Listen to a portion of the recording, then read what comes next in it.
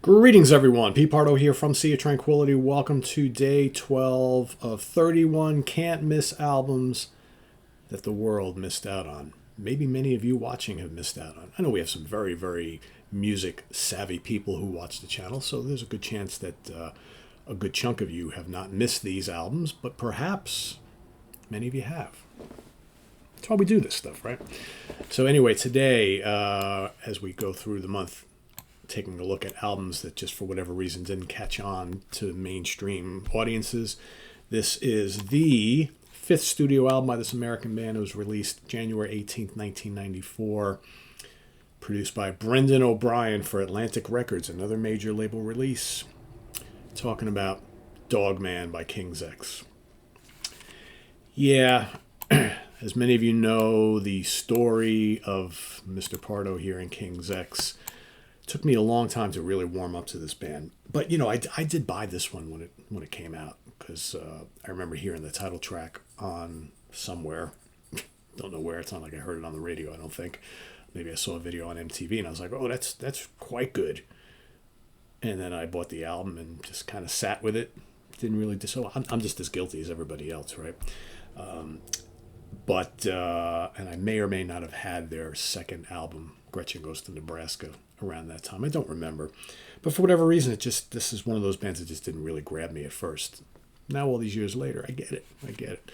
And maybe my kind of reaction to this band was the general public's reaction, right? Because King's X never really a big band. A lot of acclaim, a lot of buzz coming out of the gate, and then it just kind of didn't really go anywhere from that, sadly, right? The lineup: Doug Pinnick, lead vocals and bass guitar.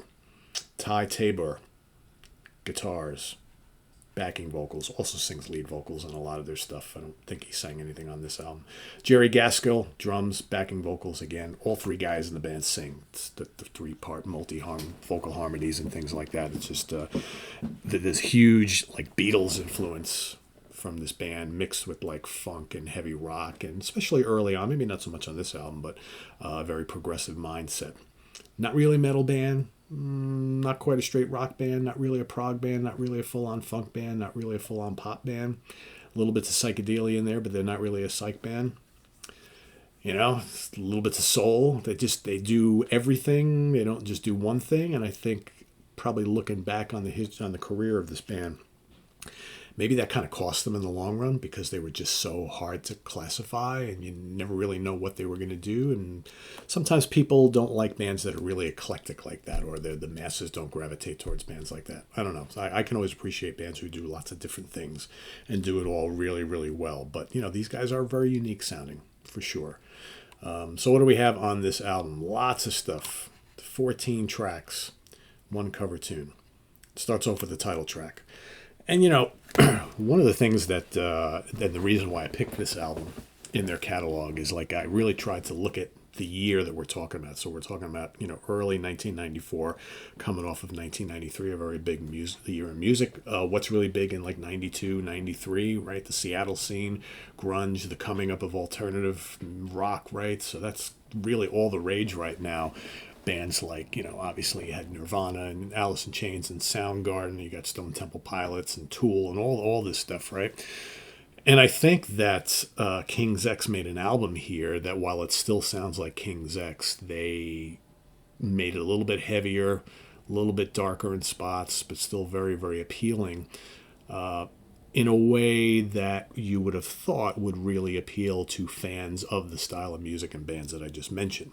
Because when I listen to this album, I'm thinking, God, why didn't the millions and millions of Soundgarden fans not love this record? Why did the millions of Stone Temple Pilot fans not love this record, right? It just doesn't make any sense. There's even the darker stuff here where it gives me like a Soundgarden, Alice in Chains vibe. People who just love good pop music. There's plenty of great Beatles style harmonies on here. I mean, it's one of those things that just doesn't make any sense. And they pushed, at least it's the first song I remember hearing, the title track, Dog Man, as the single. I believe that was the first single. And maybe a little too dark and heavy as a first single. I don't know. I really liked it. It's the reason why I bought the album, because of the single, right? Dog Man is great, man. These big, crushing, heavy riffs, great groove to it. Just love the vocal from Doug, really good. Shoes is another terrific rocker. You got Pretend, also really good. Flies in Blue Skies, that's kind of soulful, kind of funky, right? Dig that. Black the Sky is great. You got Fool You, Don't Care, Sunshine Rain, all these really great songs that, again, some of them are funkier than others. Some of them are a little bit more atmospheric. Some are just heavy, boisterous, right? Human Behavior and Cigarettes, so good. Go to Hell, very heavy. Pillow, next to Dogman, I think Pillow was probably the heaviest song on the album, probably the most full-on metal song on here. In fact, I would argue Pillow is almost like Doom. Yeah. Pillow, thundering. Da, da, da, da. I just love the riffs, man. Just so good. And then, of course, you have a cover of Manic Depression by Jimi Hendrix. Also really well done. Is it really needed here? Probably not. But we know the guys were big fans of Hendrix. And I love the guitar tones from Ty Tabor on this album. Really good. A song like Flies in Blue Skies, he's got this kind of like, I've always thought that at times he has this kind of like Hendrixy Robin Trower type of thing going on. He really shows it a lot in that particular song. Also in Sunshine Rain. But yeah, and I love the groove on this album. There's just so many of these albums so many of these songs have serious bottom end, like Complain, Fool You, just really bottom heavy songs. You hear the bass, you feel the drums, right? And those big riffs, just so good. But then I love how they sprinkle it with all this kind of like power pop vocal harmonies, the pixie dust that goes over the top of it, just really good. Again, it's very eclectic. It's very different. Maybe it's just too eclectic, too different, too varied for lots of people. I don't know. Like I said, for years and years and years and years just was kind of like, yeah, everybody raves about this band that I know. I'm not talking about everybody in the world, but people that I've hung out with and people that I know in the industry and whatnot, who were always like, King's X, yeah, one of the greatest bands ever that nobody ever listened to. And I was kind of like, yeah, I don't really listen to them. I don't really get it. I've listened to them. It's like, so it finally took like an older Pete Pardo to say, okay, now I understand what all the fuss was about, right? So, yeah, that's my pick today. Really, really good album. Let's take a look at. We do have a little bit of charts, but not much, right? Swedish charts number 46, the Swiss charts 47, UK album charts number 49, and here in the States it peaked at number 88. Didn't do much of anything. And Dogman, didn't even make the top singles chart. It made it to number 20 on the mainstream rock tracks chart, whatever the hell that is. That's it. So for an album that, had a lot of buzz when it was coming out, the critics loved it. And the critics, for the most part, always really liked this band, but it just didn't translate into sales and play, which is strange. You would think, like, when the big magazines and the press are highly rating a band and talking all about this can't miss albums and all this kind of stuff, that people will be like, oh, yeah, I read that review. I'm going to go out and buy it. But I just think some people went out and bought some of these albums by them and were just kind of like, yeah, maybe a little too strange for me. I don't know.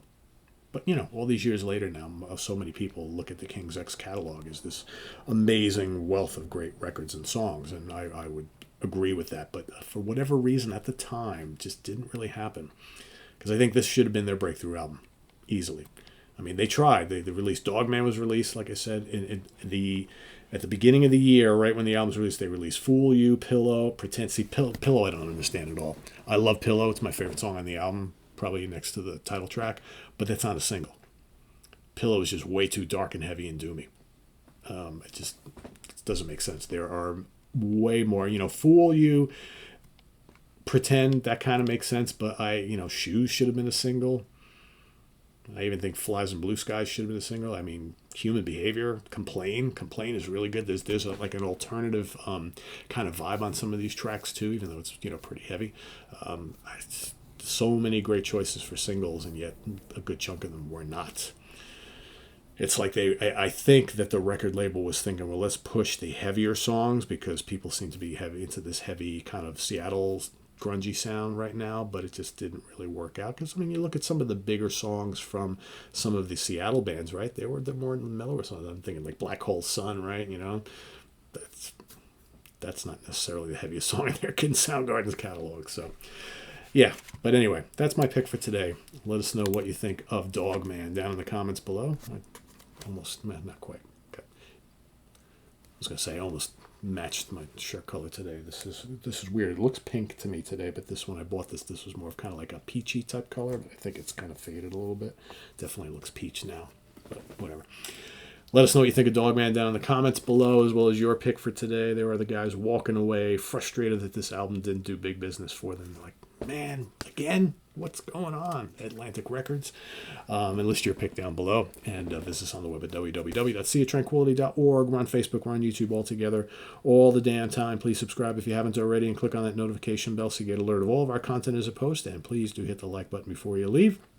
Also down below, we got the links to our Ko-Fi page, our channel donations, our merch page, our Cameo page, and the Sea of Tranquility membership options, all down below.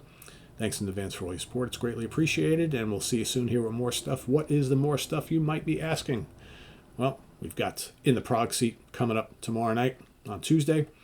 We're going to be talking about some of our favorite third albums, prog bands whose third album completely knocked it out of the park. We'll each be picking some of our favorites. That's coming up tomorrow on In the Prague Seat. We've got also this week, we've got the next episodes of Playlist Euphoria, starring myself and Lynn Versace. The first one will be about some of our favorite driving songs to put on a playlist that you have to listen to while you're driving around on a road trip. We're also going to do one 10 songs for a Beatles newbie to add to a Beatles playlist for someone who's brand new to the Beatles. That's also coming up. We've got Rick Labonte and myself will be doing another episode of Live Album Love. Rick is going to take us through his vast collection of Iron Maiden live albums. We also have Ken Golden with the Professor's Picks. We've got the UK Connection, least favorite wild card show. We're going to be talking about ZZ Top this time around. And then we've got another twofer for ranking the albums on Sunday. Rich Catino, John Gaffney, and myself will be doing Fifth Angel, the great underground U.S. metal band from the 80s. And Stephen Reed will be bringing you his ranking show for In Excess. In addition, I have another show which should, I think, be airing tonight. How about albums we've heard a million times, yet we still totally enjoy listening to them start to finish? That's coming up with myself later on today. So stay tuned for that and more. I am Pete Pardo. Thanks for watching, everybody. See you soon. Bye-bye.